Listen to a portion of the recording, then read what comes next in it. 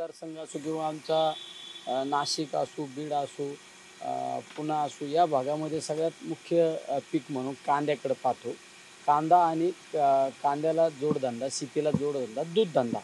दुधाच्या बाबतीत मी अधिवेशनामध्ये दुधाला त्या ठिकाणी हमी भाव मिळाला पाहिजे, दुधाच्या उत्पादन खर्चावर भाव मिळाला पाहिजे याबाबत मी मागणी केली, भेसळीबाबत. पण आज कांद्याच्या बाबतीत आंदोलन आम्ही संसदेसमोर, मी असो, आमच्या नेत्या आदरणीय ताई असो आणि अनेक खासदारांनी मिळून आम्ही कांद्याला हमी भाव मिळाला पाहिजे, आमच्या शेतकऱ्याच्या मालाला हमी भाव मिळाला पाहिजे, या बाबतीत आम्ही आज संसदेपुढं आंदोलन करून आम्ही आमची मागणी मांडली.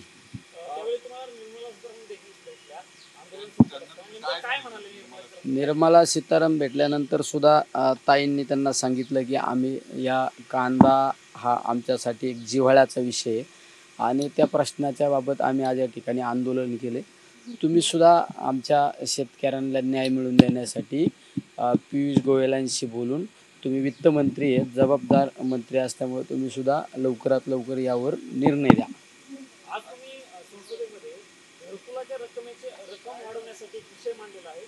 किती रक्कम वाढवली पाहिजे? घरकुलाच्या बाबतीत आपण पाहतो बऱ्याच वेळा मंजूर होत नाही आणि मंजूर झाले तर त्यांचा नंबर लागत नाही आणि नंबर लागला, मंजूर झाले तर त्या घरकुलाला, एका घरकुलाला 1,20,000 रुपये, 12,000 रुपये शौचालयासाठी आणि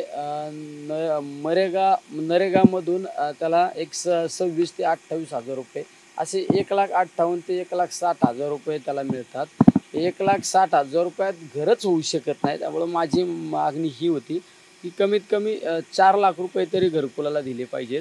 आणि बऱ्याच घरकुलांना घरकुल मंजूर होतं, जागा उपलब्ध होत नाही, त्याला जागा उपलब्ध करून दिली पाहिजे.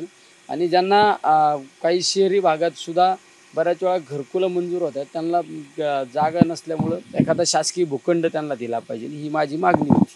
सर, अजित पवार यांचं भाषण देत होते काल. अजित पवार त्यांना म्हणाले की मुख्यमंत्रीपदाची ऑफर दिली असती सगळा पक्ष मी सोडला असता. नाही, मी आता तुम्ही मला बोलताय हे पहिल्यांदाच मी ऐकलंय, त्यामुळं मला तरी या विषयाची काही पूर्णपणे माहितीच नाही, कुठं भाषण झालं, कुठं काय झालं.